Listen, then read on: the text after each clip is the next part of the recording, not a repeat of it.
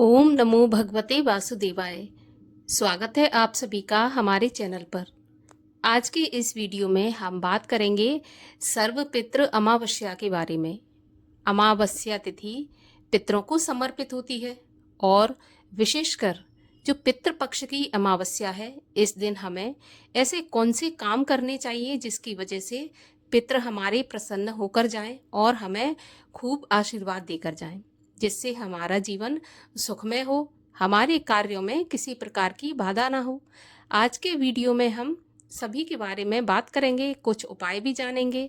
तो वीडियो बहुत महत्वपूर्ण है, अंत तक देखिए। वीडियो अगर आपको पसंद आए तो लाइक करके शेयर भी करिए।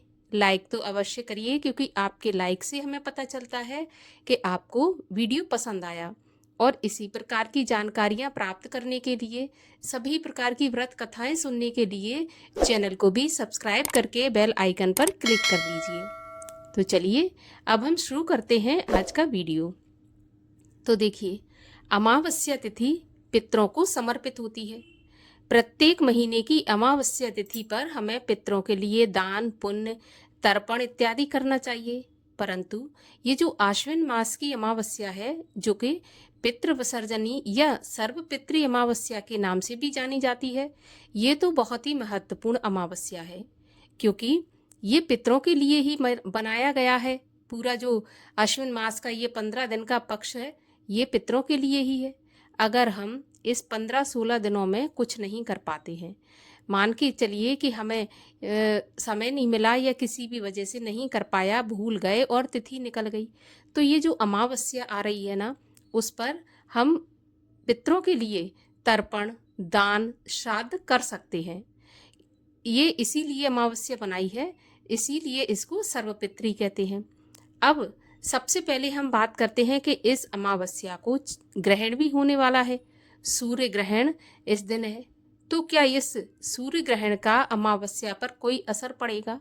तो देखिए, ये सूर्य ग्रहण तो है, लेकिन आंशिक है, और आंशिक होने के बावजूद भी ये हमारे भारत में दिखाई नहीं दे रहा। तो हम भारत में अगर रह रहे हैं तो इस ग्रहण का कोई भी प्रभाव हमारे कार्यों पर नहीं पड़ेगा। ना ही हमें इसके नियमों का पालन करना होगा, ना ही सूतक काल लगेगा। तो इसलिए बिल्कुल ये अमावस्या जो है, हम किसी भी प्रकार से इस अमावस्या पर ग्रहण की छाया नहीं मान सकते हैं। तो इसलिए इस अमावस्या पर जो भी आप करना चाहते हैं वो बेफिक्र होकर कर सकते हैं। देखिए, अमावस्या तिथि एक तरह से पितरों की सुबह होती है। अगर हम अमावस्या तिथि को बहुत अच्छे से संभाल लेते हैं ना, तो जीवन में कभी भी किसी प्रकार के दुख नहीं आ सकते। अब देखिए, अमावस्या तिथि जब हम नहीं संभालने का मतलब है, अमावस्या के दिन जो हमें उपाय, काम या दान तर्पण करना चाहिए वो नहीं करते हैं, तो इससे पितृदोष लगता है। पितृदोष जब एक बार लग जाता है ना, तो ऐसा होता है कि कोई भी काम हमारा बनता नहीं है, चाहे वो शादी विवाह हो या फिर संतान उत्पत्ति हो, वंश वृद्धि हो, धन वृद्धि हो, सभी प्रकार से बाधाएं आने लगती हैं। काम बनते बनते बिगड़ जाते हैं, रुक जाते हैं। तो इसीलिए हमें अमावस्या के दिन तो बिल्कुल भी लापरवाही नहीं करनी चाहिए। हाँ, जितना हो सके, ये नहीं है कोई बाध्यता कि आप खूब बढ़ चढ़ कर करें, लेकिन जितना हो सके करें। कुछ नहीं कर सकते तो 1 लोटा जल से तर्पण तो अवश्य ही करें। 1 लोटा जल में थोड़ा सा गंगा जल मिलाएं, तुलसी पत्र डालें और काले तिल डालकर दक्षिण की तरफ मुख करके आप तर्पण तो कर ही सकते हैं। इतना कर लीजिए। और जो भी दान बनता है, नहीं आप ज़्यादा कुछ कर सकते तो एक पितरों के नाम का सीधा लगाकर, जिसमें कच्ची भोजन की सामग्री होती है, जैसे आटा, दाल, चावल, एक व्यक्ति की होती है, तो वो आप ब्राह्मण को दान दे दें और उसमें थोड़ा सा काला तिल डाल दें। तो ये करें आप। और शाम के समय मुख्य दरवाजे पर आप तिल के तेल का या फिर सरसों के तेल का भी दीपक जलाकर रखें, उसमें काला तिल डाल दें और उसकी जो लौ है या जोत है, उसको आप दक्षिण की तरफ कर दें। तो ये भी पितरों को समर्पित होती है। इसके अलावा आपके किचन में घड़ा होगा ना, घड़ा के पास भी आप एक सरसों के तेल का दीपक जला कर रखें, उसमें भी काला तिल डाल दें। काला तिल इसलिए डाला जाता है क्योंकि काला तिल डालने से वो फिर जो दान होता है वो पितरों के लिए समर्पित हो जाता है, तो इसीलिए काला तिल डाल दें। ये कर सकते हैं, ये ज़्यादा बड़े काम नहीं है, हम अच्छे तरीके से कर सकते हैं। अब इसके अलावा जो सर्वपितृ अमावस्या है, इस पर हम जो भी श्राद्ध भूल गए हैं या जो हम चाहते हैं कि भाई हमारी इतनी, हमारे मान के चलिए कि हमारे 15 दिन में 4-5 श्राद्ध आते हैं, ठीक है ना, तिथि हमें याद है 4-5 आते हैं, हम 4-5 नहीं कर सकते, इतनी सामर्थ्य नहीं है, तो आप सभी के नाम का श्राद्ध सर्वपितृ अमावस्या पर कर सकते हैं।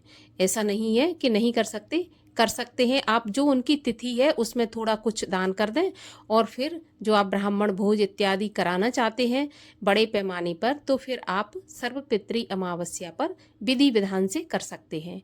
और देखिए, अमावस्या के दिन आपको एक काम और करना है। क्या करना है आपको? अमावस्या की शाम को पकवान बनाकर एक दोने में पूरे पकवान रखें और घर के मुख्य दरवाजे पर दक्षिण की तरफ रख दें, एक दीपक जलाकर रख दें। इससे क्या होगा कि जाते जाते जब हमारे पितृ, मतलब इसका मतलब ये होता है कि हमारे पितृ जाएं तो दरवाजे पर भी उनको भोजन मिले। अगर वो थोड़े बहुत भूखे रह भी जाते हैं तो वो भोजन पाकर तृप्त होकर हमें खूब आशीर्वाद देकर जाएं। और दीपक जलाने का मतलब होता है कि हम उन्हें मार्ग में आगे रोशनी दिखा रहे हैं कि भाई आप जिस रास्ते से आए थे आसानी से उस रास्ते पर प्रस्थान करें, हमें आशीर्वाद देकर जाएं। अब पितृ देखिए, देवता अगर नाराज हो जाते हैं ना तो उन्हें मनाना आसान होता है फिर भी, लेकिन अगर पितृ नाराज हो जाते हैं तो उन्हें मनाना आसान नहीं होता है, ठीक है ना। तो इसलिए अमावस्या के दिन ये काम अवश्य करना चाहिए। वैसे तो प्रत्येक अमावस्या पर करना चाहिए, लेकिन अब ये जो पितृपक्ष की अमावस्या है तो ये इसी के लिए है, तो इस पर तो हमें और अधिक ध्यान से करना चाहिए। और इसके अलावा क्या कर सकते हैं? गीता जी के 7वें अध्याय का पाठ किसी ब्राह्मण को बुलवाकर करवाइए, दान दक्षिणा के साथ ब्राह्मण को विदा कीजिए। अगर नहीं बुला सकते तो आप स्वयं भी गीता जी के 7वें अध्याय का पाठ करिए और उसका जो पुण्य फल है वो अपने पितरों को समर्पित कर दीजिए, ठीक है ना। अब आपने मान के चलिए गीता जी के 7वें अध्याय का पाठ किया और पितरों को समर्पित कर दिया, तो इससे स्पष्ट लिखा है कि पितरों को मोक्ष प्राप्त होता है। तो इसीलिए मोक्ष की प्राप्ति के लिए गीता जी के 7वें अध्याय का पाठ पितरों को समर्पित कर दीजिए। और एक चीज का अवश्य ध्यान रखिए, जब भी आप पितरों के निमित्त कुछ करते हैं, दान करते हैं, पुण्य करते हैं, तो एक चीज का ध्यान रखना चाहिए कि कभी भी पितरों के लिए जब आप काम करें तो कर्जा लेकर ना करें, आपकी जो सामर्थ्य है उसके अनुसार करें, क्योंकि आपके पितृ भी जानते हैं कि आपकी कितनी सामर्थ्य है। अगर मान के चलिए कि आपकी सामर्थ्य है कि आप लाखों खर्च कर सकते हैं लेकिन आप नहीं कर रहे, तो वो भी आपके पितृ जानते हैं। और मान के चलिए आपकी सामर्थ्य नहीं है कि आप 100 रुपये भी खर्च कर सकें और आप लाखों खर्च कर रहे हैं, तो वो भी पितृ जानते हैं। तो इसलिए कर्जा लेकर नहीं करना चाहिए, क्योंकि कर्ज वो फिर आप पर नहीं आपके पितरों पर चढ़ता है। तो इसीलिए कभी भी कर्ज लेकर नहीं करना चाहिए, जो आपकी सामर्थ्य हो उसी के अनुसार दान करना चाहिए। तो इस बात का भी आप विशेष ध्यान रखें।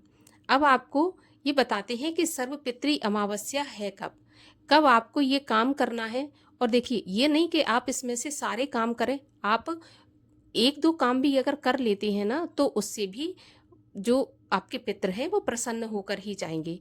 देखिए, कुछ ना करने से तो अच्छा है कि कुछ कर लिया जाए। तो अब आपको ये बता देते हैं कि अमावस्या कब है और आपको किस दिन ये सारे काम करना है।